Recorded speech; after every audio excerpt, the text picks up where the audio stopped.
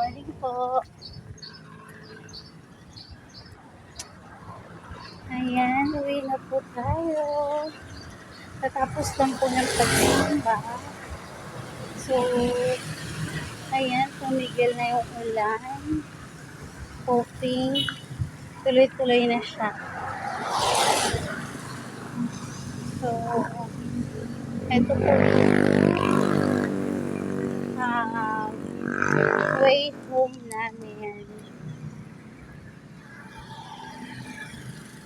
So, I'll show you the bridge. Yung Cebu Bridge po. Dito po sa amin. So, ayan, mga seedlings. Tapos, ayan yung way to school. So, sa Monday na ang pasukan. Ready na ba ang lahat?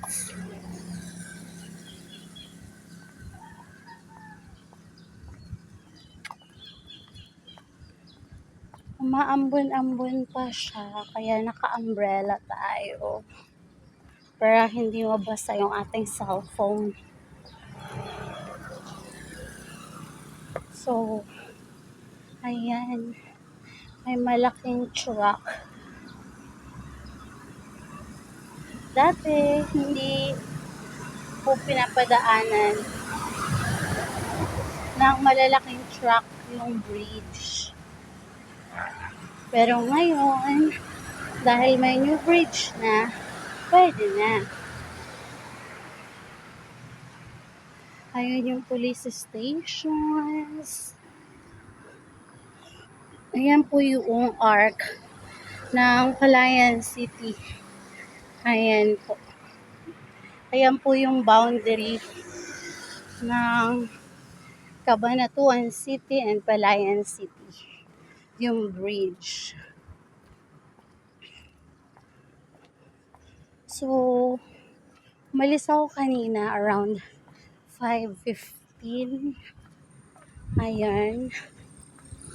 So, dahil sa 4 na araw na pag-ulan, ayan na po yung ilog dito sa amin. Tada!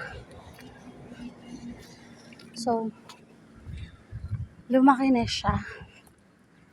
Pero malayo pa naman siya sa flooring ng flooring ng bridge. Ayan yung bridge. Ito yung old bridge. So, ayan yung river. So, ayan yung langits. Ulan pa rin siya. Hindi pa rin sumisikat si Haring Araw. Ayan. So, ayan ang aming surroundings. May kuryente naman dito sa amin, hindi nawalan. Yun lang, di kami makapangalakal kasi nga maulan. So, ayun siya. So, huwag na tayong lumapit-lapit pa doon kasi it's dangerous. Hindi tayo marunong mag-swim. So, let's go home na. Ayan ang aming way home. So, done.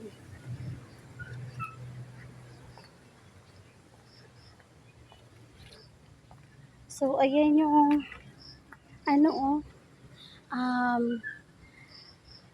dahon ng sampalok. Ang ganda niya. Ayan pa. Dito lang po yan sa Recraft. Ayan, sa mga magluluto ng chicken feet. The best po kasi yun, pampaasim. Ayan pa siya.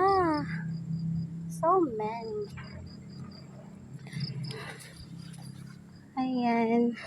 Wow, may bayabas pa.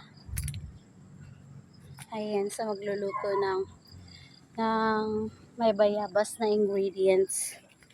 Meron siya. Tapos, at dito na tayo sa aming house. Ayan, may bayabas din.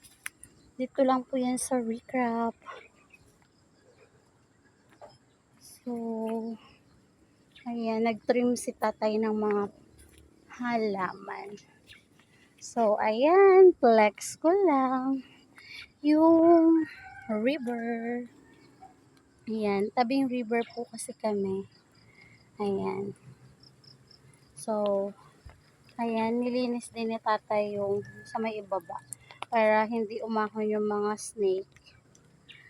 So, that's all. Thank you for watching at ingat po tayong lahat. Bye-bye.